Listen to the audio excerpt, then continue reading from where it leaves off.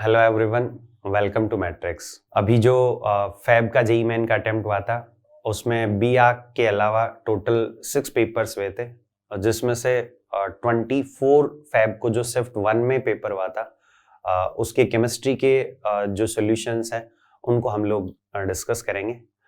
तो सबसे पहले जो फर्स्ट क्वेश्चन है, ये सेक्शन ए का जो है वो फर्स्ट क्वेश्चन है, जिसमें अपने को कुछ प्रोडक्ट्स आइडेंटिफाई करने A and B. Organic chemistry का बहुत ही सिंपल सा सवाल है। अपने को एक एल्कीन दे रखी है और जिसकी रिएक्शन डाइल्यूट के MnO4 से 273 केल्विन पे करवाई है, और फिर यहाँ से कोई ए बना है और उस ए की जो रिएक्शन है वो CrO3 के साथ करवाई है, जिससे कि बी बन रहा है। अपने को 4 ऑप्शंस गिवन है, जिनमें से ए और बी हमें सेलेक्ट करने हैं। जो सबसे फर्स्ट रिएक्शन है उसको तुम ध्यान से देखो तो वो एक्चुअल में बेयर्स रिएजेंट है, जो कि इस एल्कीन का हाइड्रोक्सिलेशन कर देगा, और ये जो पाई बॉन्ड है वो ब्रेक होके 2 OH आ जाएंगी। तो जो अपना ए है वो ऐसा सा प्रोडक्ट, ऐसा सा कंपाउंड हो सकता है, ये भी हो सकता है, ये भी हो सकता है। तो आई थिंक डेफिनेटली जो है वो आंसर 1 और 2 में से होगा, क्योंकि ए जो है वो ये नहीं हो सकता। सिंपल जो है वो इस एल्कीन का हाइड्रोक्सिलेशन करवा देंगे तो ये ऐसा सा स्पीसी बन जाएगा। ये यहाँ पे जो है वो CH3 और यहाँ पे एक OH आ जाएगा और एक ही OH आ जाएगा। वैसे स्टीरियोकेमिस्ट्री पूछी नहीं है, बाकी ये जो बेयर्स रिएजेंट से हाइड्रोक्सिलेशन होता है जिसमें 2 OH आते हैं, वो एग्जैक्टली जो है वो एक दूसरे के सिस होते हैं, मतलब सेम साइड से आते हैं, लेकिन स्टीरियोकेमिस्ट्री से अपने को मतलब नहीं है यहाँ पे। फिर जो है वो नेक्स्ट स्टेप में ये अपना ए हो गया, और इस ए का जो है वो नेक्स्ट स्टेप में ऑक्सीडेशन करवाया with the help of CrO3। तो CrO3 से जो है हम लोग ऑक्सीडेशन करवा सकते हैं। ये जो अपना एल्कोहल है, ये जो एल्कोहल है वो सेकेंडरी एल्कोहल है, लेकिन ये वाला जो कार्बन है इस पे ये जो OH लगा हुआ है वो टर्सरी एल्कोहल है, तो इस टर्सरी एल्कोहल का तो ऑक्सीडेशन होगा नहीं, और ये जो सेकेंडरी एल्कोहल है उसके ऑक्सीडेशन से अपने को कीटोन मिल जाएगा। तो अपना बी जो है वो ये हो जाएगा और ए डेफिनेटली ये हो जाएगा। तो 1 will be the right answer. नीचे यहाँ पे जो है वो ऑफिशियल आंसर्स हैं जो एनटीए ने दिए, तो एक्चुअल में जो है वो फर्स्ट ही एनटीए का ऑफिशियल आंसर है और वही अपना आंसर है। नेक्स्ट जो क्वेश्चन है वो इनऑर्गेनिक केमिस्ट्री से है, मेटलर्जी से, जिसमें अपने से ये पूछा है कि Al2O3 was leached with alkali to get X, और वही जो X मिला इसमें एक गैस Y पास करने से एक Z मिला। अपने को X, Y और Z को आइडेंटिफाई करना है। तो ये जो एल्यूमिनियम के ऑक्साइड की लीचिंग होती है, ये बहुत ही फेमस प्रोसेस है जो कि रिपीटेडली जेईई मेन और जेईई एडवांस में हमेशा पूछा जाता है। जो एल्यूमिनियम का ऑक्साइड है वो एक एम्फोटेरिक ऑक्साइड है। तो हम लोग पहले जो है वो ये जो बॉक्साइट होता है, जो एल्यूमिनियम का और होता है Al2O3 जिसमें होता है, उसको NaOH में डिसोल्व कर लेते हैं, और इसके साथ जो इम्प्योरिटीज होती हैं वो नॉर्मली NaOH में डिसोल्व नहीं होती, नॉर्मली जो है वो बेसिक इम्प्योरिटीज होती हैं। वैसे एक SiO2 का एसिडिक इम्प्योरिटी भी होता है जो भी इसमें डिसोल्व हो जाता है, बट नॉर्मली जो है वो ज्यादातर बेसिक इम्प्योरिटीज होती हैं जो कि इसमें डिसोल्व नहीं होती, और Al2O3 एम्फोटेरिक होने के कारण इसमें डिसोल्व हो जाता है, और यहाँ से जो है वो अपने को एक स्पीसी मिल जाता है विच इज कॉल्ड NaAlOH4। अब ये जो स्पीसी है ये अपने लिए X हो जाएगा, है ना, और फिर जो है वो इस X के सॉल्यूशन में हम लोग CO2 पास करेंगे। X के सॉल्यूशन में हम लोग CO2 पास करेंगे तो अपने को जो है वो एक्चुअल में वापस Al2O3 मिल जाता है, या एल्यूमिनियम हाइड्रोक्साइड मिल जाता है, जिसको हीट करने पे अपने को जो है वो Al2O3.XH2 मिल जाता है। तो अपने पास जो पहले Al2O3 था वो वापस Al2O3 हो गया, और इस पूरे प्रोसेस में जो इम्प्योरिटीज थी वो रिमूव हो गई। तो अपने लिए जो X है कि Al2O3 को जो है वो हमने एक्चुअल में जो है वो NaOH के सॉल्यूशन में पास करके जो X ऑब्टेन किया वो NaLH4 होना चाहिए। तो X शुड बी NaLH4 जो कि अपने को ऑप्शन 2 में गिवन है, and Y should be CO2। तो Y जो है वो सेकंड ऑप्शन में तो SO2 दे रखा है, लेकिन फोर्थ ऑप्शन में CO2 दे रखा है, तो X NaLH4 हो जाएगा और Y जो है वो CO2 हो जाएगा, और फाइनली जो Z है वो वापस अपना बॉक्साइट हो जाएगा Al2O3.XH2। तो 4 should be the correct answer. Next जो क्वेश्चन है वो ऑर्गेनिक केमिस्ट्री से है, जिसमें कि एक अल्कोहल है जिसकी रिएक्शन HCl से करवाई है, और यहाँ पे एक A बना रखा है और पूछा है कि ये A क्या होना चाहिए, और डेफिनेटली A जो है वो एक मेजर प्रोडक्ट है। तो ये जो अल्कोहल है इनकी अपने को अल्काइल हैलाइड के साथ जो रिएक्शन है वो आनी चाहिए। सिंपल जो वो फर्स्ट स्टेप में ये जो अल्काइल हैलाइड है वो H+ देगा और ये जो H+ है वो इस अल्कोहल का प्रोटोनेशन करवा देगा। तो मैं डायरेक्टली यहीं पे प्रोटोनेशन करवा रहा हूँ, यहाँ पे प्रोटोनेशन हो जाएगा और प्रोटोनेशन होने से ये एक H2O अच्छा लिविंग ग्रुप हो जाएगा। नेक्स्ट स्टेप में जो है वो ये H2O as a leaving group निकल जाएगा और यहाँ से जो है वो एक स्पीसी बन जाएगी CH3 और ये जो है वो CH+ और CH3। ये जो स्पीसी है वो अपने लिए इंटरमीडिएट है जिसको हम लोग कार्बोकेटाइन बोल सकते हैं और ये जो कार्बोकेटाइन है वो डेफिनेटली मोर स्टेबल कार्बोकेटाइन में क्या हो सकता है, रीअरेंज हो सकता है। तो यहाँ पे ये जो कार्बन है इस कार्बन पे जो है वो ये 2 अल्काइल ग्रुप टाइप है और एक हाइड्रोजन होगा। तो यहाँ पे जो है वो हाइड्राइड शिफ्ट होके और एक स्टेबल कार्बोकेटाइन बन जाएगा जो कि ऐसा सा कुछ होगा CH3 और यहाँ से हाइड्राइड शिफ्ट होके CH2 CH3 हो जाएगा और ये कार्बोकेटाइन बन जाएगा। ये जो कार्बोकेटाइन है इस कार्बोकेटाइन से ज्यादा स्टेबल है क्योंकि इस कार्बोकेटाइन की यहाँ पे 3 और एक इधर 4 हाइपरकंजुगेटिंग स्ट्रक्चर्स हैं, जबकि ये जो कार्बोकेटाइन है इसकी 2 और 2 इधर 4 और 1 इधर 5 हाइपरकंजुगेटिंग स्ट्रक्चर्स हैं। या ये जो है वो सेकंड डिग्री टाइप कार्बोकेटाइन है जबकि ये थर्ड डिग्री टाइप कार्बोकेटाइन है। तो ये ज्यादा स्टेबल कार्बोकेटाइन है तो ये इसमें रीअरेंज हो जाएगा और अब अपना जो Cl- न्यूक्लियोफाइल है वो यहाँ पे इस पे अटैक कर देगा। Cl- एज ए न्यूक्लियोफाइल इस पे अटैक कर देगा और Cl- यहाँ पे अटैच होके और डेफिनेटली जो वो ना तो फर्स्ट प्रोडक्ट बनेगा, थर्ड भी नहीं बनेगा। थर्ड तो तब बनता जब डायरेक्टली यहीं पे Cl लगता, लेकिन ये कार्बोकेटाइन रीअरेंज होगा तो डेफिनेटली जहाँ वो यहाँ Cl- ये प्रोडक्ट बना देगा। तो second will be the right answer. Next जो क्वेश्चन है वो अगेन ऑर्गेनिक केमिस्ट्री से जो कि एक स्ट्रेट फॉरवर्ड फैक्ट है बायोमोलिक्यूल वाले चैप्टर का। आपने से ही पूछा है कि जो प्रोटीन्स की अल्फा हेलिक्स स्ट्रक्चर होती है उसके स्टेबलाइजेशन के लिए कौन से जो फोर्सेज हैं वो रेस्पॉन्सिबल होते हैं। तो ये अपने को आइडिया होना चाहिए कि एक्चुअल में CO और NH ग्रुप के बीच में जो हाइड्रोजन बॉन्ड होता है वो ही एक्चुअल में इस प्रोटीन की अल्फा हेलिक्स स्ट्रक्चर के लिए रेस्पॉन्सिबल फोर्सेज होते हैं। नेक्स्ट जो क्वेश्चन है वो अगेन ऑर्गेनिक केमिस्ट्री से है जिसमें कि अपने को सबसे फर्स्ट स्टेप में एक एनिलीन दे रखा है जिसकी रिएक्शन NaNO2HCl से करवा रखी है। जो NaNO2HCl है वो डाईएजोटाइजिंग एजेंट है जो कि इस एनिलीन को जो है डाईएजोनियम क्लोराइड में चेंज कर देगा। तो अपने को पहले जो है वो डाईएजोनियम क्लोराइड मिलेगा और जो डाईएजोनियम क्लोराइड आयन है वो एक्चुअल में बहुत सारे ऑर्गेनिक कंपाउंड्स के सिंथेसिस में यूज आते हैं। इनकी रिएक्शन हम लोग KCN से करवाएं तो यहाँ पे जो है वो CN आ जाएगा बेंजीन के ऊपर। तो A जो है वो अपना इस बेंजीन पे CN लगा हुआ कंपाउंड होना चाहिए और फॉर B जो है वो तुम ऐसे कह सकते हो ये खूब फेमस रिएक्शन होती है जिसमें कि SnCl2HCl यूज करते हैं। स्टीफन रिएक्शन होती है जिसमें कि ये जो CN है वो एक्चुअल में CHO में कन्वर्ट हो जाता है। तो अपना A जो है वो ऐसा होना चाहिए जिसमें बेंजीन पे CN लगा हुआ होना चाहिए और फिर स्टीफन रिएक्शन से जो है वो ये CN CHO में कन्वर्ट होना चाहिए। तो 1 should be the right answer. Next question एक स्ट्रेट फॉरवर्ड क्वेश्चन है सरफेस केमिस्ट्री से जो बार बार JEE मेन में पूछा जाता है। फ्रेंडलिच एडजॉर्प्शन आइसोथर्म की एक इक्वेशन होती है x/m is equals to some k into p। x/m is equals to k into p की पावर 1/n। और अपने से पूछा है कि भाई log x/m और log p का ग्राफ बनाना है। तो हम इस इक्वेशन में दोनों तरफ log ले लें तो log x/m is equals to log k plus 1/n log p हो जाएगा। तो डेफिनेटली यदि log x/m को मैं y एक्सिस पे ले लूं और log p को मैं x एक्सिस पे ले लूं, मतलब इसको मैं x एज्यूम कर लूं इसको y एज्यूम कर लूं, तो ये y equals to mx plus c type का ग्राफ आ जाएगा जिसमें कि log k तो इंटरसेप्ट हो जाएगा और 1/n जो है वो स्लोप हो जाएगा। तो इसने ये पूछा है कि slope of AB line is, तो AB लाइन का जो स्लोप है वो 1/n हो जाएगा। जो AB लाइन है उसका स्लोप क्या हो जाएगा 1/n, जो कि आई थिंक जो है वो केवल इस एक ही ऑप्शन में है। तो second will be the right answer. Next जो क्वेश्चन है वो अगेन ऑर्गेनिक केमिस्ट्री से है और जो कि थोड़ा सा डिफिकल्ट प्रॉब्लम भी है जो JEE मेन ने पूछा है। एक्चुअल में जहाँ वो इस पर्टिकुलर प्रॉब्लम को सोल्व करने के लिए हमें ये पता होना चाहिए कि जो फिनोल्फथालीन इंडिकेटर है वो उसकी फॉर्मेशन कैसे होती है, मतलब फिनोल्फथालीन इंडिकेटर का जो सिंथेसिस है वो अपने को आना चाहिए। क्योंकि जो प्रॉब्लम है वो ये पूछी कि which of the following compounds give pink colour on reaction with phthalic anhydride in concentrated H2SO4 followed by treatment with NaOH। तो एक्चुअल में जो फिनोल्फथालीन इंडिकेटर होता है, जो फिनोल्फथालीन इंडिकेटर होता है वो हम लोग, ये जो थैलिक एनहाइड्राइड होता है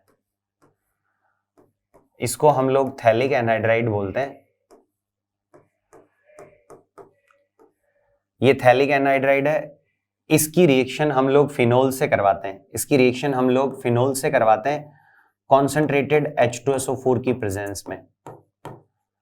इसकी रिएक्शन हम लोग फिनोल से करवाते हैं कॉन्सेंट्रेटेड H2SO4 की प्रेजेंस में।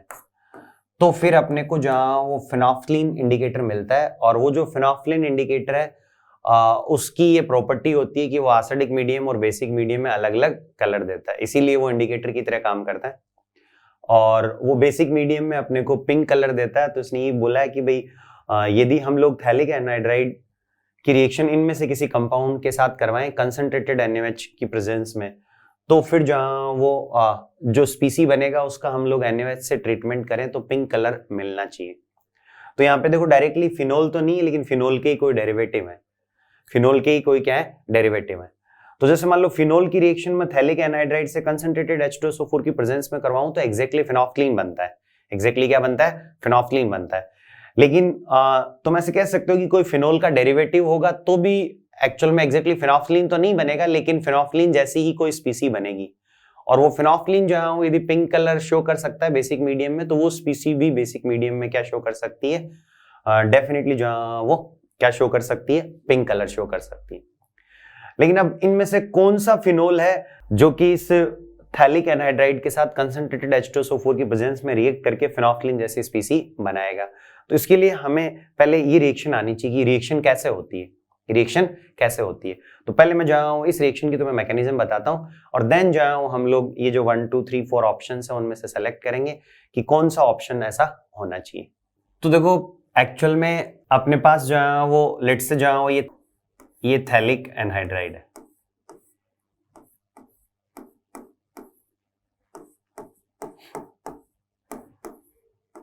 तो फर्स्ट स्टेप में क्या होता है कि जो कॉन्सेंट्रेटेड H2SO4 है उससे H+ आता है, और उस H+ से यहां प्रोटोनेशन हो जाता है, वो H+ है उससे यहां प्रोटोनेशन हो जाता है। और ये प्रोटोनेशन होने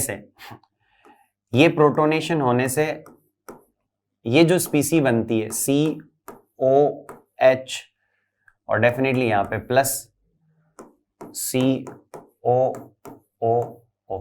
ठीक है। तो ये जो स्पीसी है इसकी हम लोग एक रेजोनेटिंग स्ट्रक्चर बनाएं तो वो कुछ ऐसे से हो सकती है कि ये पाई इलेक्ट्रॉन वहां चले जाए तो C पे क्या आ जाएगा, प्लस आ जाएगा। तो C पे प्लस आएगा तो ऐसा सा स्पीसी बन जाएगा COH, और ये COO, और ये और इस पे प्लस। अब ये जो है वो अपने लिए इलेक्ट्रोफाइल की तरह काम कर सकता है, ये अपने लिए इलेक्ट्रोफाइल की तरह काम कर सकता है, हालांकि ये थोड़ा बल्कि इलेक्ट्रोफाइल होगा। और इसकी रिएक्शन हम लोग फिनोल से करवाएं, इसकी रिएक्शन हम लोग फिनोल से करवाएं तो एक्चुअल में ये जो है वो फिनोल के साथ इलेक्ट्रोफिलिक एरोमेटिक सब्स्टिट्यूशन शो कर सकता है, और ये इस फिनोल के पैरा पोजीशन पे अटैक करके H को रिप्लेस कर देगा और खुद अटैच हो जाएगा। तो यहां से जो है मैं एक स्पीसी बना सकता हूँ फिनोल कि ये पैरा पोजीशन पे अटैक करता है, ये इंपॉर्टेंट बात है ना, इसी से इस प्रॉब्लम का आंसर आएगा। तो यहां से जो है मैं एक स्पीसी बना सकता हूं कि ये CO मतलब OC डबल बॉन्ड O, और यहां से ये जो कार्बन है वो इस फिनोल की पैरा पोजीशन पे अटैच हो गया। तो यहां से मैं ऐसा सा एक स्पीसी बना सकता हूं, यहाँ पे ये फिनोल लग गया और यहाँ पे डेफिनेटली जो है वो OH, यहाँ पे डेफिनेटली क्या है OH। अब नेक्स्ट स्टेप में क्या होगा कि ये जो OH है इस OH पे प्रोटोनेशन होगा, और प्रोटोनेशन होके जो है वो ये एक्चुअल में H2O बन जाएगा जो कि बढ़िया लिविंग ग्रुप होगा और वो निकल जाएगा। तो मैं ऐसे बोल सकता हूं कि ये जो दो स्टेप्स हैं वो मैं एक साथ ही कह रहा हूं कि लेट्स से जो है वो यहाँ पे प्रोटोनेशन हुआ, ये जो प्रोटोनेशन है वो इस ऑक्सीजन पे हुआ, और यहाँ से जो है वो H2O अच्छा लिविंग ग्रुप बना, और यहाँ से ये बन गया, यहाँ से ये बन गया C और ये फिनोल तो लगा हुआ ही था, ये OH ऐसे ये फिनोल लगा हुआ था और C पे प्लस बन गया, और C पे प्लस बन गया तो ये अगेन एक इलेक्ट्रोफाइल जनरेट हो गया। C पे यहाँ पे प्लस बन जाएगा, ये H2O निकल के और इस कार्बन पे प्लस बन जाएगा, और इस कार्बन पे प्लस बन जाएगा तो ये अगेन एक इलेक्ट्रोफाइल बन जाएगा, और ये इलेक्ट्रोफाइल फिर फिनोल के पैरा पे अटैक कर देगा और यहाँ से जो है वो वापस यहाँ पे फिनोल जुड़ जाएगा। मतलब या ऐसे कह दो कि ये C फिनोल के पैरा पे जुड़ जाएगा। तो ये जो स्पीसी होती है इसी को हम लोग फिनोफ्थलीन बोलते हैं। ये जो स्पीसी होती है इसी को हम लोग फिनोफ्थलीन बोलते हैं। ये कार्बन sp3 हाइब्रिडाइज है, तो ये चारों बॉन्ड एक प्लेन में नहीं है, दो बॉन्ड एक प्लेन में, तो दो एक प्लेन के बाहर की तरफ और एक प्लेन के अंदर की तरफ। तो ये जो स्पीसी है उसी को हम लोग फिनोफ्थलीन बोलते हैं। इसी का जो कलर होता है वो पिंक होता है। यहाँ पे बीच में एक स्टेप मैंने लिखी नहीं है, ये H मतलब ये जो H+ है वो इस OH का प्रोटोनेशन करवाएगा और यहाँ से H2O बन जाएगा जो कि अच्छा लिविंग ग्रुप होने के कारण निकल जाएगा, और C पे क्या आ जाएगा, प्लस आ जाएगा, और C पे प्लस आने से एक कार्बोकेटाइन बन जाएगा, और वो कार्बोकेटाइन फिर फिनोल पे इलेक्ट्रोफिलिक एरोमेटिक सब्स्टिट्यूशन शो करके ऐसे प्रोडक्ट बना देगा। तो अब अपने पास जो स्पीसी है फिनोल डेरिवेटिव टाइप, जैसे ये OH है, ये OH है, तो तुम देखो कि एक्चुअल में ये फिनोल, ये जो थर्ड ऑप्शन में फिनोल दे रखा है, इस फिनोल का ये पैरा भी ब्लॉक है और इस फिनोल का ये पैरा भी ब्लॉक है। तो एक्चुअल में जो है वो अपना ये जो इलेक्ट्रोफाइल है, ये जो इलेक्ट्रोफाइल है वो इस थर्ड में जो फिनोल दे रखा है उसके किसी भी पैरा पे अटैक नहीं कर पाएगा। ऑर्थो पे करेगा नहीं, क्योंकि ये जो है वो बहुत बल्कि न्यूक्लियोफाइल है, एक्चुअल में जो है वो पैरा पे ही अटैक करेगा। और वैसे हो भी नहीं सकता यहाँ पे कि ऑर्थो पे कर देगा तो एक्चुअल में इधर भी OH है, इधर भी OH है, तो बहुत ही स्टेरिक क्राउडिंग से जो प्रोडक्ट बनेगा वो अनस्टेबल हो जाएगा। तो हमें ऐसा ऑप्शन देखना है इन चारों में से जिसका जो पैरा है वो क्या हो, अनब्लॉक्ड हो। तो यहाँ पे जैसे मान लो ये जो फोर्थ वाला ऑप्शन है उसमें तुम ध्यान से देखो तो इसका जो फिनोल का पैरा है वो क्या है, अनब्लॉक्ड है, तो फोर्थ ही अपना क्या हो जाएगा, आंसर हो जाएगा। बाकी 1-2 ऑप्शन भी अभी यहाँ पे दिख नहीं रहे, मैं इसको नीचे स्क्रॉल करके दिखा सकता हूं। ये जो 1-2 ऑप्शंस हैं उनमें भी तुम देखो तो ये जो फिनोल है इसका भी पैरा ब्लॉक है, इस फिनोल का पैरा भी ब्लॉक है, और इस सेकंड ऑप्शन में भी इस फिनोल का पैरा ब्लॉक्ड है। तो एक फोर्थ ही एक ऐसा ऑप्शन है जिसमें कि इस फिनोल मतलब इस OH के रेस्पेक्ट में ये जो पैरा पोजीशन है वो क्या है, वैकेंट है। तो यहाँ पे वो जो अपना थैलिक एनहाइड्राइड जो है उससे जो इलेक्ट्रोफाइल जनरेट हुआ है वो यहाँ पे अटैक कर सकता है, और डेफिनेटली जो है फाइनली एक ऐसा स्पीसी बन सकता है जो कि फिनोफ्थलीन से रिजेंबल करता हुआ होगा, और वो जो है वो बेसिक मीडियम में NaOH की प्रेजेंस में पिंक कलर दे सकता है। तो fourth will be the right answer. Next जो क्वेश्चन है वो अगेन ऑर्गेनिक केमिस्ट्री से है, और जो JEE मेन के इस साल के फैब अटेम्प्ट के जो पेपर्स हैं उनमें डेफिनेटली जो है वो JEE मेन ने वही काम किया है जो JEE मेन पहले भी करता आया है, कि NCERT में कुछ ऐसे टिपिकल रिएक्शंस होती हैं उन पे बेस्ड कुछ प्रॉब्लम्स पूछ ले। नॉर्मली जो है वैसी जो NCERT की रिएक्शंस होती हैं उनको बच्चे जो है वो इग्नोर कर दें, क्योंकि इन रिएक्शंस की कोई अलग से मैकेनिज्म और ये सब नहीं होती, ये स्ट्रेट फॉरवर्ड रिएक्शन होती है कि ये जो एल्केन है इसको हम लोग एल्डिहाइड में कन्वर्ट कर देंगे, एक रिएजेंट जिसको मोलिब्डेनम ऑक्साइड बोलते हैं उसका यूज करके, ऐसे इसको हम कंट्रोल्ड ऑक्सीडेशन बोलते हैं कि एल्डिहाइड तक ये ऑक्सीडाइज हो। तो अब इसके लिए कुछ सेलेक्टिव रिएजेंट्स होते हैं वो अपने को याद होने चाहिए। तो इस कन्वर्जन के लिए जो रिएजेंट है वो मोलिब्डेनम ऑक्साइड होगा। और ऐसे बहुत सारे सवाल जो है वो इन डिफरेंट शिफ्ट्स में JEE ने पूछे हैं, तो डेफिनेटली जो है बच्चों को NCERT को बहुत अच्छे से पढ़ना चाहिए। Next question again straight forward NCERT से है, इन्वायरमेंटल केमिस्ट्री वाले चैप्टर से, जिसमें अपने से ये पूछा है कि भाई during anaerobic degradation of vegetation, मतलब ऑक्सीजन की एब्सेंस में यदि वेजिटेशन का डिग्रेडेशन होता हो तो फिर जो गैस रिलीज होती है वो गैस से क्या हो सकता है। तो जैसे एसिड रेन वगैरह SO2 वगैरह से होता है, लेकिन पहले आपने को ये तो पता होना चाहिए कि डिग्रेडेशन यदि हम ऑक्सीजन के एब्सेंस में करवाएं वेजिटेशन का तो कौन सी गैस रिलीज होती है। तो वो जो गैस है वो एक्चुअल में मीथेन होती है, और मीथेन से जो है ग्लोबल वार्मिंग हो सकता है और कैंसर हो सकता है। तो second will be the right option. Next जो क्वेश्चन है वो इनऑर्गेनिक केमिस्ट्री से है, जिसमें कि अपने को एक एलओ दे रखा है जिसका कंपोजिशन पूछा है, और वो जो एलओ है वो गन मेटल है।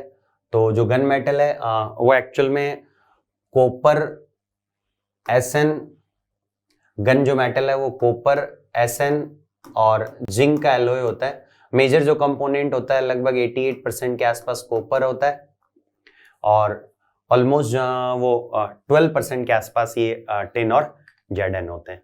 लेकिन अपने को ये परसेंटेज की बजाय जो है वो ये पता होना चाहिए कि जो गन मेटल है और वो कॉपर, एसएन और जिंक का क्या होता है, एलॉय होता है। नॉर्मली जो है वो डी ब्लॉक के जो मेटल्स हैं वो डेफिनेटली आपस में मिक्स होकर एलॉय बना सकते हैं, लेकिन इन डी ब्लॉक मेटल्स के साथ जो है पी ब्लॉक के कुछ मेटल्स भी, जैसे स्पेशली जो टिन है वो इन सब के साथ मिक्स होके भी एलॉय बना सकता है। तो गन मेटल एक ऐसा ही एलॉय है जिसमें कि डी ब्लॉक के जो मेटल्स के तो है ही है, साथ साथ में एक्चुअल में जो है वो पी ब्लॉक का जो मेटल टिन है वो भी जो है इनके साथ मिक्स होके ये एलॉय बनाता है। नेक्स्ट जो क्वेश्चन है वो एक्चुअल में ऑर्गेनिक केमिस्ट्री में एल्कीन के इलेक्ट्रोफिलिक एडिशन रिएक्शन पे है, जिसमें कि ये जो एल्कीन अपने को गिवन है इसकी रिएक्शन हम लोगों ने HI के साथ करवाई है और मेजर प्रोडक्ट पूछा है। तो सबसे पहले जब तुम एल्कीन की रिएक्शन HI के साथ करवाओगे तो इलेक्ट्रोफिलिक एडिशन होगा, मतलब ये जो इलेक्ट्रोफाइल है इस पे ये जो पाई इलेक्ट्रॉन है वो अटैक करेंगे और यहाँ से जो है एक कार्बोकेटाइन का फॉर्मेशन होगा। तो एक्चुअल में कार्बोकेटाइन इधर भी बन सकता है, इधर भी बन सकता है, लेकिन अपन ज्यादा स्टेबल कार्बोकेटाइन बनाएंगे तो इधर वाला जो कार्बोकेटाइन है वो ज्यादा स्टेबल होगा। तो यहाँ से जो वो ये कार्बोकेटाइन बन जाएगा C और ये CH+ और CH3।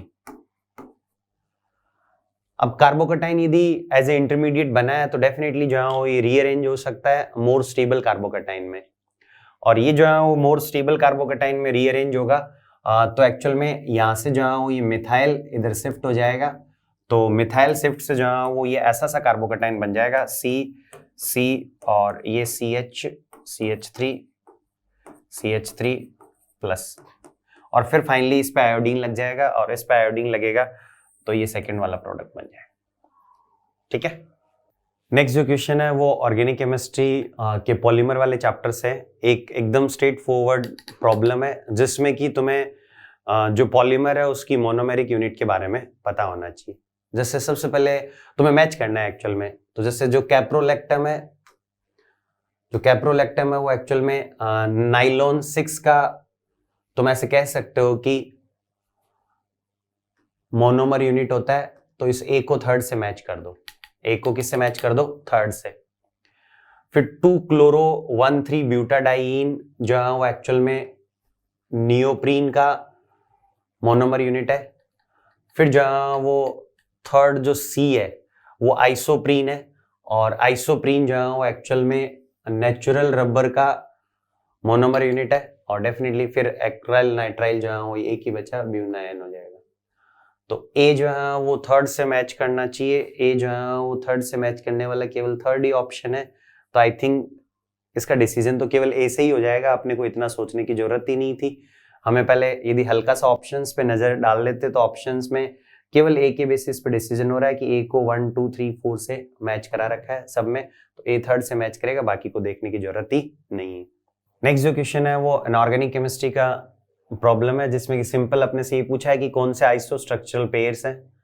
तो सबसे पहले सल्फेट और क्रोमेट है। तो यदि मैं सल्फेट की स्ट्रक्चर ड्रॉ करूं तो सल्फेट जो है वो टेट्राहेड्रल है और जो क्रोमेट है वो भी डेफिनेटली टेट्राहेड्रल है। एग्जैक्टली क्रोमेट और सल्फेट एक दूसरे से रिजेंबल करते हैं।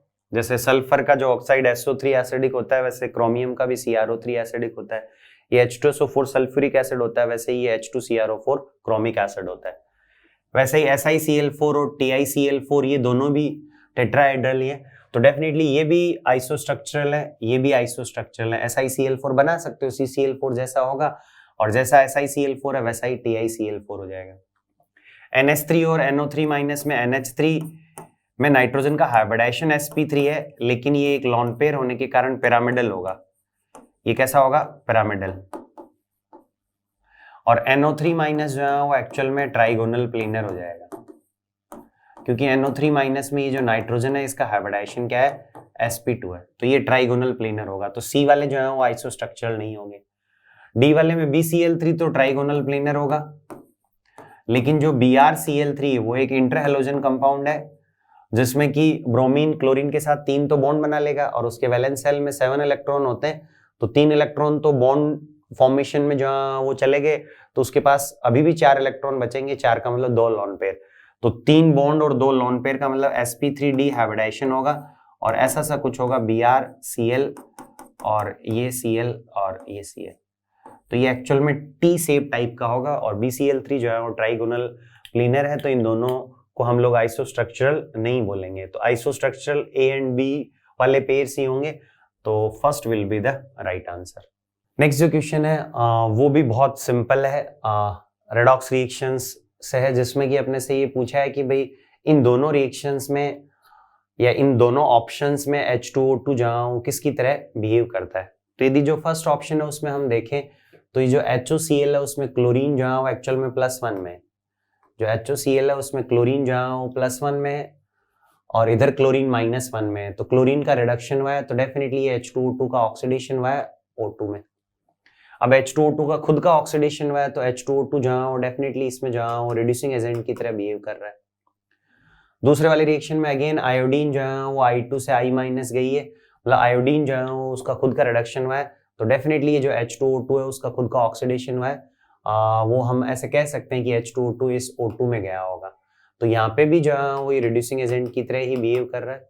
तो जो दोनों ही रिएक्शन है उनमें H2O2 जहाँ वो रिड्यूसिंग एजेंट की तरह बिहेव कर रहा है, तो first will be the right answer.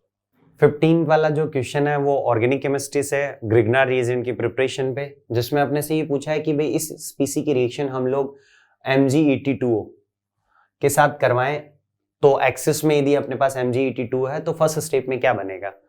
तो हम लोग जो ग्रिग्नार रिएजेंट की प्रिपरेशन करवाते हैं उसमें किसी एल्काइल हैलाइड की जो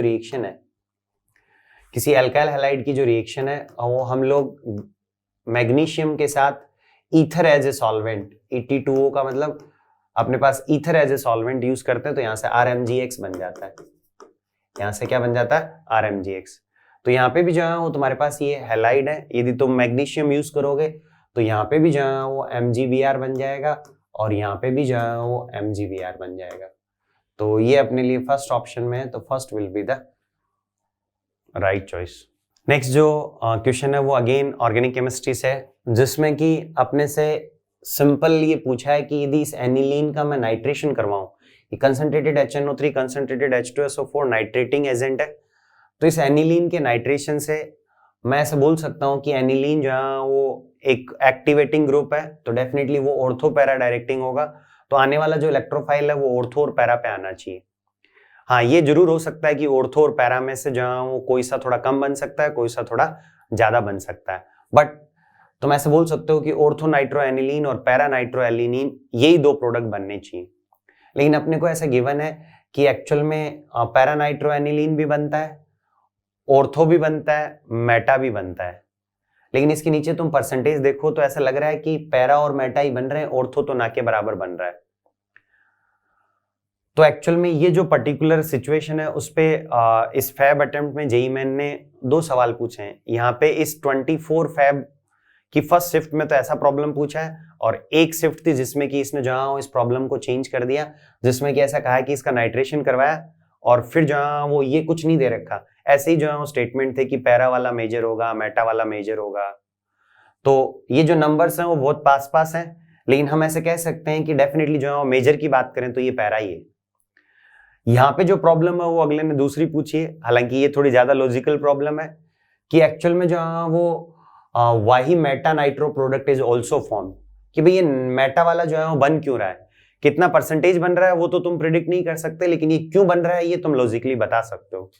तो उसका बहुत सिंपल सा रीजन है कि ये जो अपना एनिलीन है वो इस एसिड की प्रेजेंस में, जो एनिलीन है वो एसिड की प्रेजेंस में जो इसका प्रोटोनेशन हो जाएगा और ऐसा सा बन जाएगा NH3+, और NH3+ जहां वो डीएक्टिवेटिंग टाइप ग्रुप है जो कि मेटा डायरेक्टिंग होगा, तो तुम ऐसे बोल सकते हो कि आने वाला इलेक्ट्रोफाइल इसके रेस्पेक्ट में जहां वो कहां पे आ जाएगा, मेटा पे आ जाएगा। तो इसलिए हम ऐसे कह सकते हैं कि NH2 group highly Meta directive नहीं है, लो टेम्परेचर भी इसका रीजन नहीं है। Third, NO2 substitution always takes place at meta position, ऐसा कुछ नहीं है। कौन सा इलेक्ट्रोफाइल कहाँ आएगा वो इस बेंजीन पे कौन सा ग्रुप लगा हुआ है वो डिसाइड करेगा, आने वाला इलेक्ट्रोफाइल नहीं डिसाइड करेगा नॉर्मली। फिर इसने कहा कि फॉर्मेशन ऑफ एनिलीनियम आयन, तो ये सही बात है, ये एनिलीनियम आयन बनने के कारण ये जो NH3+ है वो मेटा डायरेक्टिंग हो जाएगा और अपने को जहां वो आने वाला जो इलेक्ट्रोफाइल है वो किस पे मिलने लग जाएगा, मेटा पोजीशन। नेक्स्ट जो क्वेश्चन है वो इनऑर्गेनिक केमिस्ट्री में मेटलर्जी से है, जिसमें कि अपने से ये पूछा है कि भाई इसमें से कौन सा और है जिसको हम लोग ग्रुप 1 साइनाइड सोल्ट का यूज करके कंसंट्रेट कर सकते हैं। तो हमें पता होना चाहिए कि जो मेलेकाइट है वो कॉपर का और है CuCO3 .CuH का होल ट्वाइस। जो स्पिलेराइट है वो एक्चुअल में जहाँ वो जिंक का और है या जिंक का मिनरल है जिसमें कि ZnS होता है, और केलेमाइन भी जिंक का है जिसमें ZnCO3 होता है, और सिडेराइट जहाँ वो आयरन है FeCO3 होता है। तो एक्चुअल में जो है ग्रुप 1 साइनाइड सोल्ट का यूज करके हम लोग ये जो ZnS है इसका कंसंट्रेशन कर सकते हैं। एक्चुअल में जहाँ वो हम लोग जब फ्रोथ फ्लोटेशन मेथड पढ़ते हैं तब हम देखते हैं कि मान लो यदि ZnS के साथ PbS हो, ZnS के साथ PbS हो तो हम लोग NaCN का यूज करके, जैसे NaCN की रिएक्शन तुम इस ZnS के साथ करवाओगे तो यहाँ से जो है वो Na2ZnCN4 एक ऐसा कॉम्प्लेक्स बन जाएगा जो कि वाटर सॉल्युबल है, ऐसा कॉम्प्लेक्स बन जाएगा जो कि वाटर क्या है, सॉल्युबल है। ठीक है, तो जो इम्प्योरिटीज हैं वो मान लो वाटर सॉल्युबल नहीं है तो वो तो रिमूव हो जाएंगी, और ये जो अपना ओर है वो इसमें कन्वर्ट हो जाएगा। और हम लोग जहाँ वो एक्चुअल में जहाँ वो फ्रोथ फ्लोटेशन में कुछ रिएजेंट यूज करते हैं जिनको हम लोग डिप्रेसेंट्स एंड एक्टिवेटर्स बोलते हैं, जिससे कि हम लोग एक ओर की फ्रोथ फ्लोटेशन जो एक्टिविटी है उसको डिप्रेस कर सकते हैं, दूसरे ओर की फ्रोथ फ्लोटेशन एक्टिविटी को क्या कर सकते हैं, एक्टिवेट कर सकते हैं। तो उसमें जो है कहीं ना कहीं हम लोग ZnS और PbS यदि दोनों सल्फाइड और प्रेजेंट हो और मुझे जो है वो ये चाहिए कि ये PbS ही फ्रोथ बनाए तो मैं NaCN का यूज कर लूंगा, जिससे कि ZnS जो है वो इस स्पीसी में कन्वर्ट हो जाएगा, और ये जो स्पीसी है वो वाटर सॉल्युबल है, मतलब पानी से भीग जाएगी, तेल से नहीं भीगेगी। ठीक है, और ये PbS जो है वो एक्चुअल में फ्रोथ बना लेगा। ठीक है, और ये सेपरेट हो जाएगा। तो हम लोग इस ZnS का जो कॉन्सेंट्रेशन है वो इस ग्रुप 1 साइनाइड सोल्ट की हेल्प से कर सकते हैं, क्योंकि यहाँ से ये रिएक्शन करके एक वाटर सॉल्युबल सोल्ट बनाता है, और इसको वापस हम लोग ZnS में कन्वर्ट कर सकते हैं एक्टिवेटर का यूज करके। ठीक है, और इम्प्योरिटी जहाँ वो पानी वाटर में सॉल्युबल नहीं होंगी तो वो क्या हो सकती है, सेपरेट हो सकती है। तो second will be the right answer. Next जो प्रॉब्लम है वो अगेन इनऑर्गेनिक केमिस्ट्री से है, जिसमें कि अपने से ये पूछा है कि कौन से M2+ M का जो इलेक्ट्रोड पोटेंशियल है उसकी वैल्यू पॉजिटिव होती है। तो देखो ऐसे तुम सबके इलेक्ट्रोड पोटेंशियल की वैल्यूज को याद नहीं रख सकते, लेकिन फिर भी अपने को थोड़ा इलेक्ट्रोकेमिकल सीरीज का आइडिया रहता है कि कौन से मेटल्स कहाँ होते हैं।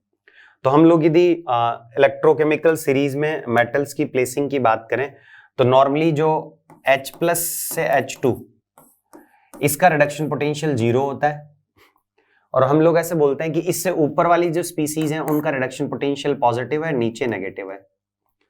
तो नॉर्मली जो है वो यहाँ पे ऊपर जो है वो कॉपर 2+ से कॉपर, Ag+ से Ag, और जो है वो Au मतलब Cu Ag Au ये सब मेटल्स मिलते हैं, और नीचे जो है मतलब ऊपर वो वाले मेटल्स मिलते हैं जो रिलेटिवली थोड़े से कम रिएक्टिव है, और यहाँ इससे नीचे जिनका रिडक्शन पोटेंशियल मतलब जैसे कॉपर से कॉपर 2+ का 0.34 है, इसका लगभग 0.8 है, और नीचे की तरफ जो मेटल्स अपने को मिलेंगे वो ऐसे मिलेंगे जैसे Zn2+ से Zn जिसका रिडक्शन पोटेंशियल नेगेटिव है ना। ये सब मेटल्स ऐसे होंगे जो कि थोड़े ज्यादा रिएक्टिव होंगे, जैसे नीचे Li+ मिलता है, Li++ इलेक्ट्रॉन से लिथियम जिसका रिडक्शन पोटेंशियल -3 पॉइंट समथिंग होता है। तो हम लोग ऐसे बोल सकते हैं कि एक्चुअल में ये जो मेटल्स हैं Fe, Zn, Co और Cu, इसमें से ये Fe, Zn, Co ये थोड़े रिएक्टिव मेटल्स होते हैं, ये अपने को इस हाइड्रोजन से नीचे मिलेंगे जिनके रिडक्शन पोटेंशियल नेगेटिव होंगे, और कॉपर ही एक ऐसा मेटल होगा जो कि इस इलेक्ट्रोकेमिकल सीरीज में अपने को ऊपर मिलेगा जिसका रिडक्शन पोटेंशियल क्या होगा, पॉजिटिव होगा। नेक्स्ट जो क्वेश्चन है वो इनऑर्गेनिक केमिस्ट्री से एक स्ट्रेट फॉरवर्ड प्रॉब्लम है, जिसमें कि एक पीरियड के हमें कुछ एलिमेंट्स दे रखे हैं और उनकी आयनाइजेशन एनर्जी का ऑर्डर पूछा है, MgAl सल्फर सिलिकन, तो MgAl सिलिकन, फिर जो फॉस्फोरस और फिर सल्फर। तो हमें थोड़ा सा आइडिया होना चाहिए कि ये जो P है इसका मतलब हाफ फील्ड इलेक्ट्रॉनिक कॉन्फ़िगरेशन होने के कारण इसकी आयनाइजेशन एनर्जी सल्फर से ज्यादा हो जाती है, और डेफिनेटली जो है वो Mg में भी इसकी आयनाइजेशन एनर्जी एल्यूमिनियम से ज्यादा हो जाती है। तो सबसे कम एल्यूमिनियम की, then magnesium, then silicon and then sulphur, और सबसे लास्ट में फॉस्फोरस, और ऐसा सा जो है वो अपने को ऑप्शन 1 में है, तो option 1 will be the right answer. Next जो क्वेश्चन है वो इनऑर्गेनिक केमिस्ट्री में क्वालिटेटिव एनालिसिस है, जिसमें कि 2 स्टेटमेंट गिवन है और हमें इनमें से कुछ स्टेटमेंट्स के ट्रू और फॉल्स होने पे कमेंट करना है। तो पहला है colourless cupric metaborate is reduced to cuprous metaborate in a luminous flame.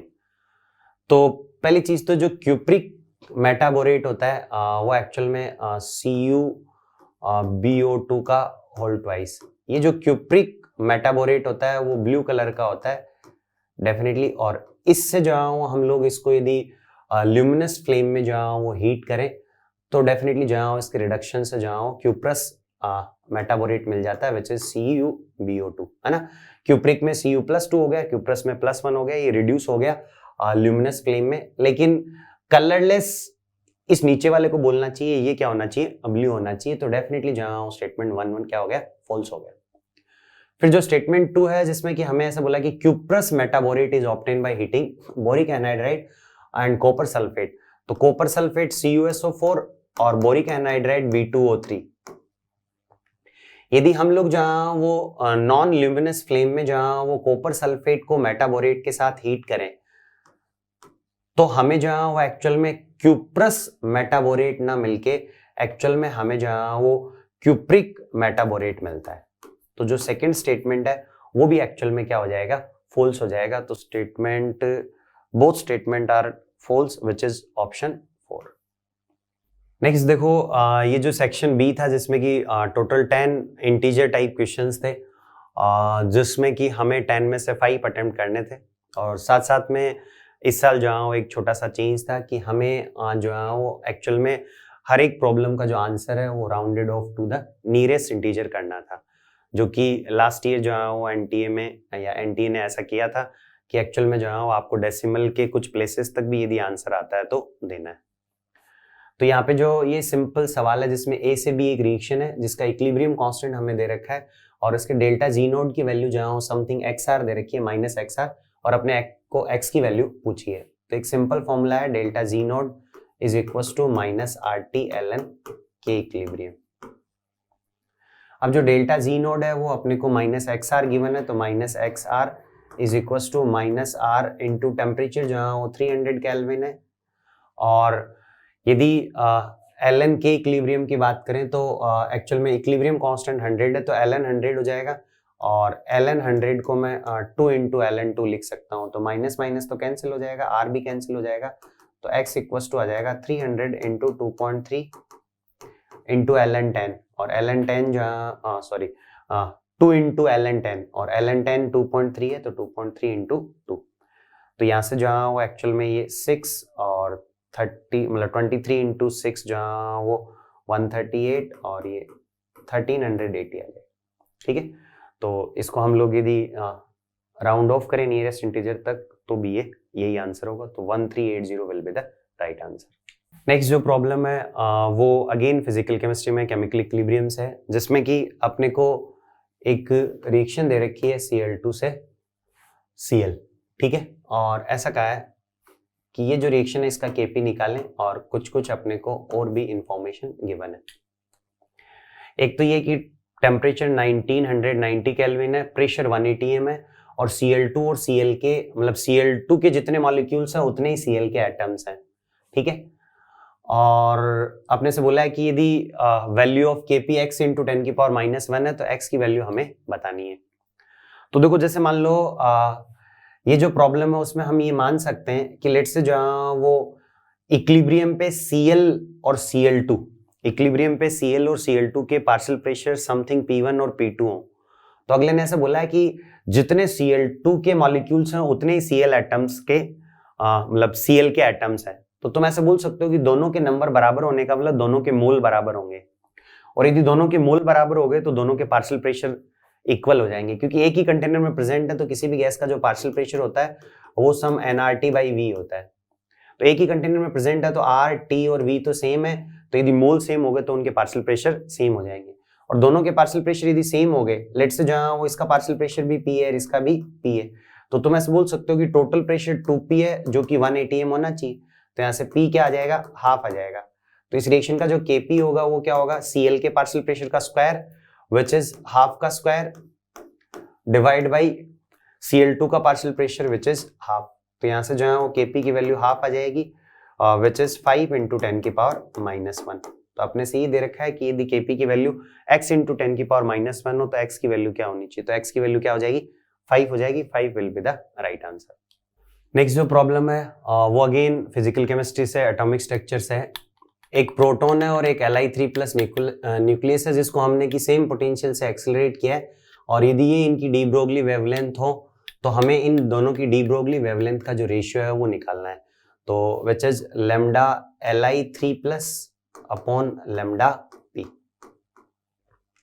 तो हमें पता होना चाहिए कि जो डी ब्रोगली वेवलेंथ होती है वो lambda is equal to h/√2m/ke होती है, और यदि हम लोग वो जो काइनेटिक एनर्जी है 2m/ke होता है, उसकी जगह हम लोग q × v भी लिख सकते हैं यदि उस चार्ज पार्टिकल को हम लोग v पोटेंशियल के डिफरेंस से एक्सेलरेट कर रहे हो। तो लैम्डा जहां वो 2m मतलब h/√2m की q × v हो जाएगा, where q is the charge of that particle and v is the potential difference, जिससे कि हमने उसको एक्सेलरेट किया है। और जो प्रॉब्लम है उसमें पोटेंशियल की बात की है, काइनेटिक एनर्जी की बात नहीं की, तो हम लोग q × v के टर्म्स में लिख देंगे। तो इन दोनों के लैम्डा का जो रेशियो है, वो मैं ऐसे कह सकता हूं कि एक्चुअल में HS तो कैंसिल हो जाएगा और √2 mass of proton, charge of proton into V, लेकिन पोटेंशियल डिफरेंस सेम है, तो divide by 2 × mass of Li3+ और चार्ज ऑफ Li3+।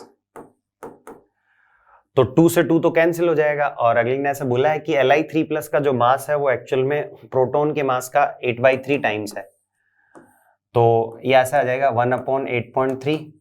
और जो चार्ज है वो अपने को साफ साफ पता है कि Li3+ का जो चार्ज है वो प्रोटॉन के चार्ज का 3 टाइम्स हो जाएगा, तो नीचे यहाँ पे 3 आ जाएगा। अब अपने से पूछा कि रेशियो यदि x × 10⁻⁻1 हो तो अगेन x की वैल्यू क्या होगी।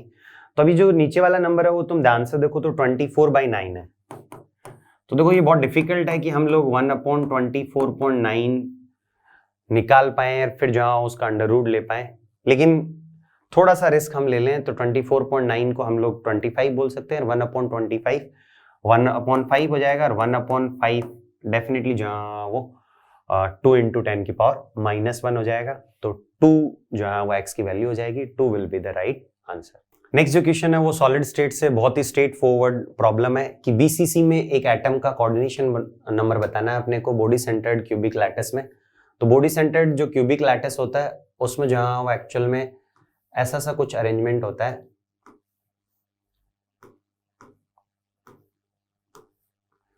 कि एक्चुअल में ये जो कॉर्नर्स हैं इस क्यूब के वहां पे एटम्स होते हैं,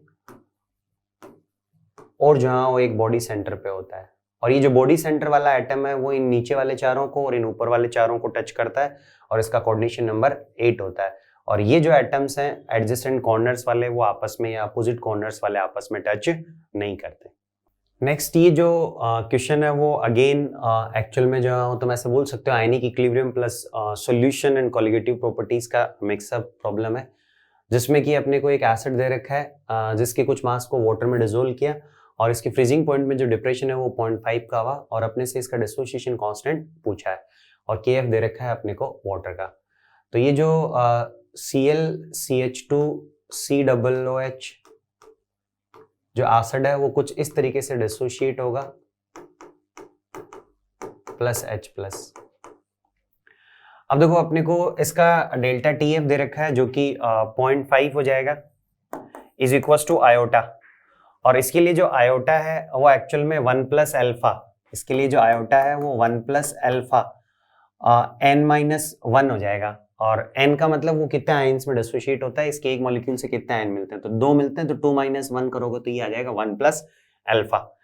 तो तुम इसका आयोटा लिख सकते हो 1+α, तो iota into KF which is 1.86 into molality, ये जो है वो delta TF equal to iota into KF into molality तुम लिख सकते हो। तो मोलेलिटी लिखने के लिए तुम ऐसे कह सकते हो कि 9.45 इसका मास है, डिवाइड बाई इसका जो मॉलिक्यूलर मास है Cl कार्बन सबका मिलाएंगे तो वो 94.5 आ जाएगा, divide by mass of solvent which is 500 gram into 1000। यहां से हम लोग यदि अल्फा को सोल्व करें तो ठीक ठाक कैलकुलेशन है और अल्फा 32/93 आ जाएगा।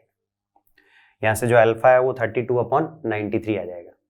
अब अपने से जो है उसका डिसोसिएशन कांस्टेंट पूछा है, तो हम आयनिक इक्विलिब्रियम से कह सकते हैं इसकी कंसंट्रेशन C है, तो C 1 माइनस अल्फा और C अल्फा और C अल्फा। तो यहाँ से इसका डिसोसिएशन कांस्टेंट Ka क्या आ जाएगा, C alpha square upon 1 minus alpha. अब नॉर्मली क्या होता है कि अल्फा 1 के रेस्पेक्ट में नेग्लिजिबल होता है, तो हम लोग 1 माइनस अल्फा को 1 लिख देते हैं, लेकिन ये जो 32/93 ये जो अल्फा है वो 30/90 टाइप माने तो 1/3 के आसपास का है, तो इसको हम लोग 1 के रेस्पेक्ट में नेग्लिजिबल नहीं मान सकते, हमें यहाँ से अल्फा की वैल्यू लिखनी पड़ेगी और एग्जैक्ट इसको सोल्व करना पड़ेगा। अब देखो इसमें जेई मैन को कुछ बातें बोलनी चाहिए थी, जो कि जेई मैन ने ऐसा माना कि ऑब्वियस है नहीं बोले, कि जो मोलैरिटी है उसको मोलैरिटी के इक्वल मानो। जैसे यहाँ पे ये जो C है वो कंसंट्रेशन है जो कि मोलैरिटी है, तो हमें एक्चुअल में जो है वो ये जो मोलैरिटी है इसी को C मानते हुए जो है प्रॉब्लम को सोल्व करना पड़ेगा। तो ये जो मोलैरिटी है, ये जो क्वांटिटी है वो 0.1 है और ये 2 है, तो ये मोलैरिटी 0.2 है, तो K इक्वल्स टू क्या आ जाएगा, 0.2 इंटू 32/93 इसका स्क्वायर अपॉन 1 माइनस 32/93। अब देखो उसको सोल्व करना डेफिनेटली जो है डिफिकल्ट है, तो अपने को 10 में से 5 प्रॉब्लम ही सोल्व करनी थी, तो ये छोड़ने वाली प्रॉब्लम थी। अब यहाँ से तुम जहाँ उसको सोल्व करोगे तो एक्चुअल में जहाँ वो 36.1 इंटू 10⁻³ ऐसा सा कुछ आएगा। तो हम लोग यदि इसने ऐसा बोला है कि जो इक्विलिब्रियम कांस्टेंट है उसकी वैल्यू x इंटू 10⁻³ है, तो x की वैल्यू बताएं और नियरेस्ट इंटीजर में हम लोग उसको राउंड ऑफ करें तो 36 आंसर होना चाहिए। एनटीए ने ऑफिशियली आंसर 35 दिया है, लेकिन एक्चुअल में जहाँ उसका आंसर 36 होना चाहिए। तो यदि तुम्हारे पास अभी भी टाइम है तुम जहाँ उसको चैलेंज कर सकते हो तो चैलेंज करना चाहिए। नेक्स्ट जो है वो एक फिजिकल केमिस्ट्री में काइनेटिक्स का प्रॉब्लम है, जिसमें कि एक साइक्लोब्यूटीन है जिसको हम लोग बीटा डाइईन में आइसोमराइज करें। तो साइक्लोब्यूटीन जो है वो ये है, इसको हम लोग आइसोमराइज करें ब्यूटा डाइईन में, इट्स लाइक C और मान लो कोई सा भी डाइईन हो, जैसे ये वाला हो, है ना। तो इसमें हम लोग यदि इसको आइसोमराइज करें तो ये फर्स्ट ऑर्डर प्रोसेस है जिसका रेट कांस्टेंट जहाँ हो ये है, और अपने से पूछा है कि टाइम जिसमें कि जहाँ हो ये एक्चुअल में आइसोमराइजेशन 40% तक कंप्लीट हो जाए। तो तुम फर्स्ट ऑर्डर वाला रेट लो यूज कर लोगे K which is 3.3 into 10⁻⁻4 into T is equals to 2.303 log, यहाँ पे जहाँ वो C नोड अपॉन CT लिखते हैं, मतलब इनिशियल अपॉन T टाइम पे। तो 40% अपने को कंप्लीट करवाना है, तो इनिशियली यदि 100 था तो T टाइम पे 60 बचेगा, तो तुम 100/60 लिख सकते हो। अब यहाँ से ये जो रेट कांस्टेंट है वो सेकंड्स में, सेकंड इनवर्स में, तो ये जो T टाइम आएगा वो सेकंड्स में आएगा, लेकिन अपने से जो टाइम पूछा है वो I think which is K value the time in minutes, अपने को मिनट्स में पूछा है, तो यहाँ से जो T आएगा उसको हमें 60 से डिवाइड करना पड़ेगा, तो वहां से जो है लगभग 25.8 मिनट के आसपास आएगा, मतलब 7-9 या 8-1-8 इसके आसपास आएगा। अगेन अपने को नियरेस्ट इंटीजर के लिए राउंड ऑफ करना है, तो टाइम जो है वो नियरेस्ट इंटीजर में 26 मिनट्स आ जाएगा। यहाँ से जो है वो T सेकंड्स में आएगा, यहाँ से जो T आएगा उसको फर्दर हमें 60 से डिवाइड करना पड़ेगा, तभी ये 25.8 या 25.79 ऐसा सा कुछ आएगा। नेक्स्ट जो क्वेश्चन है उसको हम लोग केमिकल इक्विलिब्रियम का मान सकते हैं, उसको हम लोग कोऑर्डिनेशन कंपाउंड्स का मान सकते हैं। एक्चुअल में हमें ये जो कोऑर्डिनेशन कंपाउंड है, ये जो कोऑर्डिनेशन कंपाउंड है CuNH3 होल 4 है ना, ये वाला कोऑर्डिनेशन कंपाउंड है। इस कोऑर्डिनेशन कंपाउंड्स के लिए ऐसे स्टेप वाइज कुछ इक्विलिब्रियम कांस्टेंट गिवन है। जैसे इसका जो K1 है वो अपने को गिवन है विच इज 10⁻⁴। इसका जो इक्विलिब्रियम कांस्टेंट है दूसरी रिएक्शन का वो अपने को गिवन है विच इज 1.58 इंटू 10⁻3, और ये जो रिएक्शन है इसका इक्विलिब्रियम कांस्टेंट हमें गिवन है विच इज 5 इंटू 10⁻2, और ये जो लास्ट वाली रिएक्शन है इसका हमें गिवन है विच इज 10⁻2। और अपने से ऐसे पूछा है कि the overall equilibrium constant for dissociation of CH3 मतलब CuNH3 4 और इसका +2। तो देखो एक्चुअल में मैं ऐसे कहूं कि Cu2+ और 4 अमोनिया मिलकर Cu2+ और 4 अमोनिया मिलकर ये कॉम्प्लेक्स बनाते हैं, तो इस रिएक्शन के इक्विलिब्रियम कांस्टेंट को हम इस कॉम्प्लेक्स का फॉर्मेशन कांस्टेंट या इसका स्टेबिलिटी कांस्टेंट बोलते हैं। और यदि इसको ही मैं ऐसे रिवर्स लिख दूं कि ये जो अपना कॉम्प्लेक्स है वो Cu2+ और NH3 में डिसोशिएट हो जाए, तो उस रिवर्स वाली रिएक्शन का जो इक्विलिब्रियम कांस्टेंट है उसको हम लोग इस कॉम्प्लेक्स का इनस्टेबिलिटी कांस्टेंट बोलते हैं। और इसने ऐसा ही बोला, overall equilibrium constant for dissociation of this. तो इस सॉल्ट के डिसोसिएशन या ये जो कॉम्प्लेक्स है उसके डिसोसिएशन का जो इक्विलिब्रियम कांस्टेंट होगा वो एक्चुअल में 1/kf होगा, और हमें 1/kf की वैल्यू निकालनी है। अब इस रिएक्शन की इक्विलिब्रियम कांस्टेंट को मैं इन चारों रिएक्शन को ऐड करके ला सकता हूं। जैसे इन चारों रिएक्शन को ऐड करूंगा तो एक्चुअल में इससे ये कैंसिल हो जाएगा, इससे ये कैंसिल हो जाएगा, इससे ये कैंसिल हो जाएगा, और इफेक्टिवली स्पीकिंग Cu2+ 4 अमोनिया, और उससे केवल ये बनेगा। तो एक्चुअल में इन चारों रिएक्शन को ऐड करने से ये रिएक्शन आ रही है। तो इस रिएक्शन का जो इक्विलिब्रियम कांस्टेंट है वो Kf है। तो Kf की जो वैल्यू है वो इन चारों के मल्टीप्लिकेशन से आ जाएगी। तो इन चारों को मैं मल्टीप्लाई करूंगा तो 10⁴, 3, 2 और 2, तो टोटल 10⁷, 9, 11 हो जाएगा, और 1.58 इंटू 5 इंटू 10⁻11। ठीक है, तो ये अपने लिए K फॉर्मेशन आ जाएगा। और हमें K फॉर्मेशन नहीं निकालना, हमें 1/K फॉर्मेशन निकालना है। हमें इसके फॉर्मेशन का कांस्टेंट नहीं निकालना है, इसके डिसोसिएशन का कांस्टेंट निकालना है। तो वो सिंपल जहां वो 1/1.58 इंटू 5 इंटू 10⁻11 आ जाएगा। और अगले ने ये बोला है कि यदि उसकी वैल्यू x इंटू 10⁻12 हो तो हमें x की वैल्यू निकालनी है।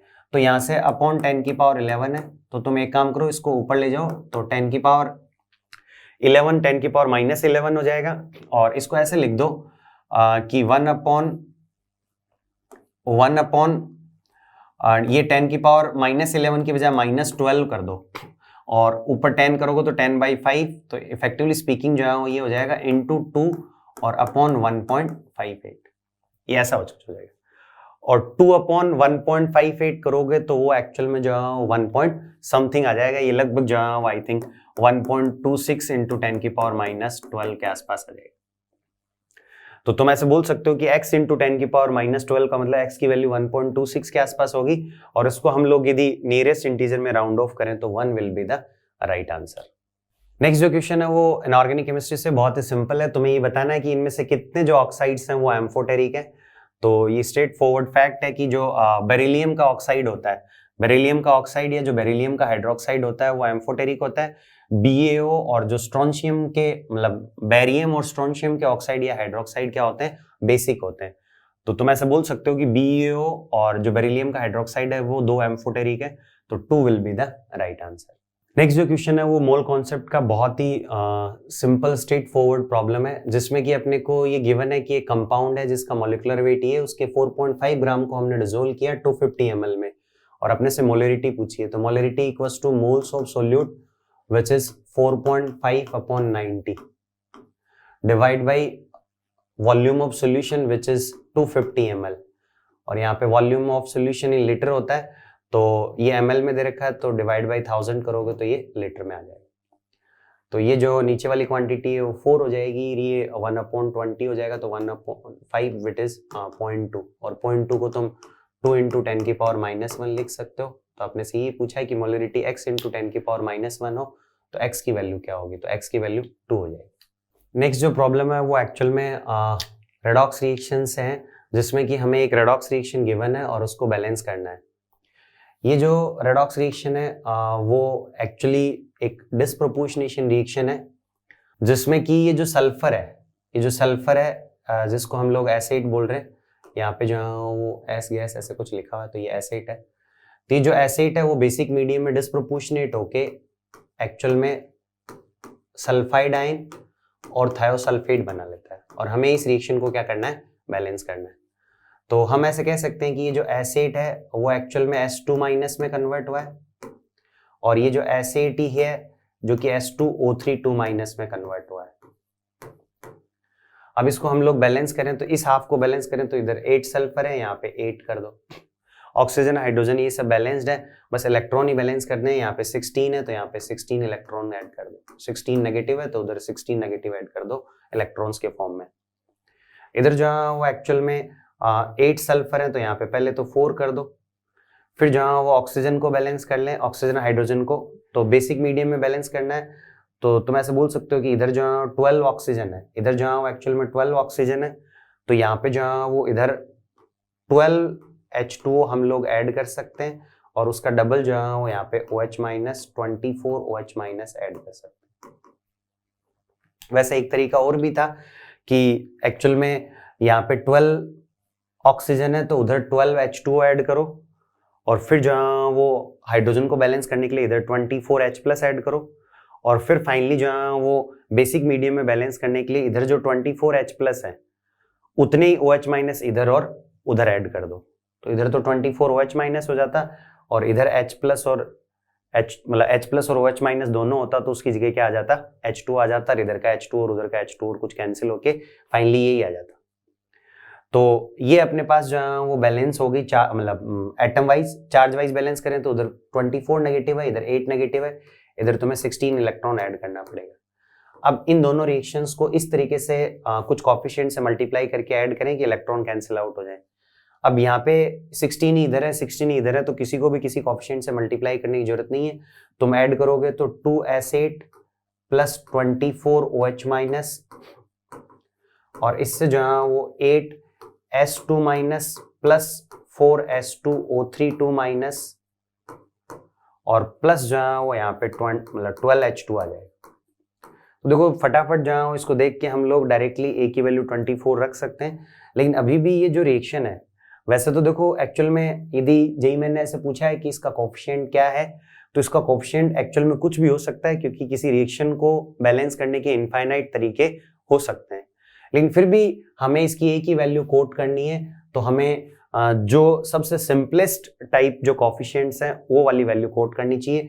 तो अभी भी 2, 24, 8, 4, 12 है, तुम इसको 2 से डिवाइड कर दो, तो एक्चुअल में जहाँ ऐसा सा कुछ हो जाएगा, S8 प्लस 12 OH माइनस, और इससे जहाँ वो 4s2 minus plus 2s2O32 minus, और प्लस जहाँ वो 6H2। अब तुम और फर्दर इसको 2 से इनसे डिवाइड नहीं कर सकते, ठीक है। तो जो सिंपलेस्ट इंटीजर कोएफिशिएंट्स हैं उस रिएक्शन में या उस केस में जहाँ वो OH माइनस का कोएफिशिएंट 12 है, तो 12 ही अपने लिए राइट आंसर हो जाएगा।